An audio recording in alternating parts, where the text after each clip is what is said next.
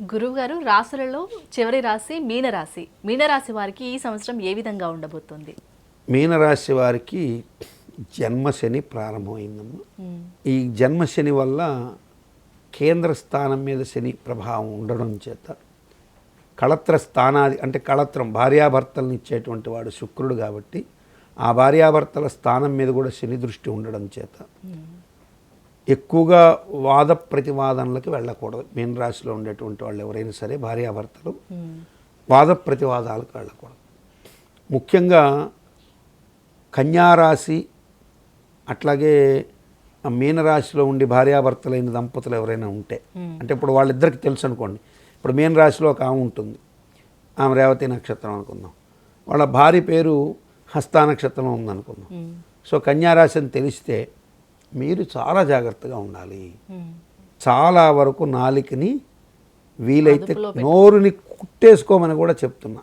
నీకు నచ్చకపోయినా సరే కొన్ని వ్యవహారాల గురించి ఎక్కువ మాట్లాడితే సమస్య బాగా ఎన్లార్జ్ అయిపోయి అది ఎప్పటికీ పరిష్కారం కానంత స్థితికి వెళ్ళిపోతాయి. ఇక్కడ ఓపిక పట్టి ఒక సంవత్సరం పాటు గనక మీరు, ఎందుకంటే అర్ధాష్టమ శని మీనరాశికి వెంటనే ప్రభావాన్ని చూపిస్తుంటాడు.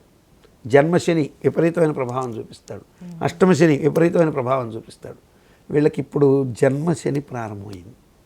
సో చాలా జాగ్రత్తగా, ఇందాక నేను అదుపు లేని రాశి అని చెప్పింది సింహరాశి. అన్ని రకాలుగా అదుపులో పెట్టుకోవాల్సిన రాశి మీనరాశి. ఈ మీనరాశిలో ఉన్నటువంటి వాళ్ళు రేవతి నక్షత్రం వాళ్ళు, మీనరాశిలో ఉన్నటువంటి ఉత్తరాభాద్ర నక్షత్రం వాళ్ళు, పూర్వాభాద్ర 4వ పాదం వారు వీళ్ళు ఉంటారు. ఎంత జాగ్రత్తగా ఉంటే ఎంత వీళ్ళని పేషెన్స్కి పరీక్ష. అదేంటండి నన్ను ఈపులో పట్టుకొని కొడుతుంటే కూడా పేషెన్స్ అంటే, రేపు నీ చేతికి బెత్తం వస్తుంది నువ్వు కొట్టేదానికి, ఇప్పుడు ఓర్చుకో, తప్పదు, నీకు వస్తుంది. నీ టర్న్ వచ్చినప్పుడు ఇంకా బలంగా కొట్టచ్చు. అప్పుడెప్పుడో జగన్మోహన్ రెడ్డి గారు చెప్పారు కూడా ఇలా, మీ టైం వచ్చింది కొట్టాము తీసుకున్నాం, మా టైం వచ్చింది కొడతాం అన్నాడు. కానీ కొట్టేదే తప్పు జరిగింది అనుకుంటున్నా. సో కాబట్టి కొట్టడం తప్పు కాదు, కానీ కొట్టినట్టు అవతల వాడికి తెలియకూడదు, నువ్వే కొట్టావు అది. సో అక్కడ మిస్ అయినాడు ఆయన. సో జాగ్రత్త పడాలి.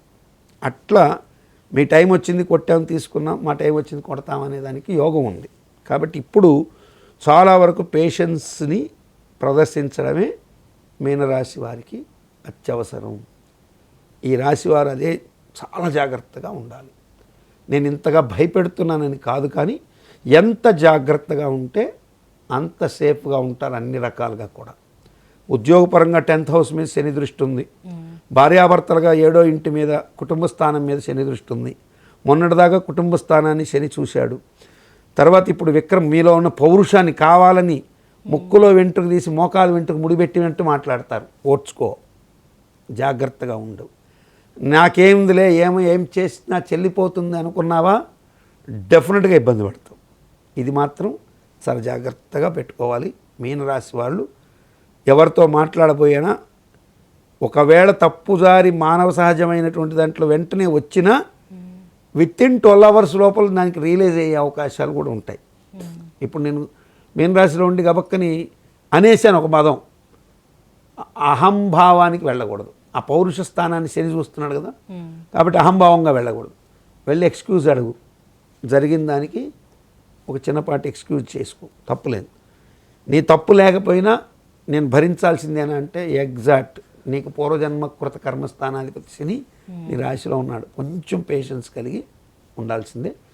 ఉంటే తప్పకుండా శుభం కలుగుతుంది. పిల్లల విషయంలో కూడా జాగ్రత్తగా ఉండాలి. అంటే ఇప్పుడు కొంతమంది తల్లిదండ్రులు ఉంటారు, పిల్లలు ఉంటారు, ఈమె ఏమి తప్పు చేయకపోయినా ఆ పిల్లలు చేసేదానికి కూడా ఈమెను నిందించడం జరుగుతుంది. సో ఇటువంటి దాన్ని నిందించినప్పుడు నా తప్పేంటి అని కౌంటర్ వేయడం కన్నా నెమ్మదిగా వివరించి చెప్పే అవకాశాని కోసం ఎదురు చూడడం మంచిదంట. సో కొంచెం పేషెన్స్గా ఉంటే అవతల వాళ్ళకి వాళ్ళ తప్పు తెలుస్తుంది. నువ్వు తొందరపడితే అది ఎప్పటికీ తెలియదు. అద్దం నీ చేతిలో ఉంది, రాయి అవతల చేతిలో ఉంది, ఇది గుర్తుపెట్టుకోవాలి. మీనరాశి వాళ్ళు రాయి మీ చేతిలో ఉంటే ఏం చేసినా చెల్లుబాటు అవుతుంది, అద్దం అవతల వాళ్ళ చేతిలో ఉండదు. అద్దం నీ చేతిలో ఉంది, నువ్వు చెప్పుకోవడానికి అవకాశం ఉన్నది అద్దం. దాన్ని యువతల పక్క తిప్పి నువ్వు దెబ్బతింటే రేపు కనీసం ఆ దెబ్బతిన్నది రక్తంలో అయినా చూపించవచ్చు అద్దంలో.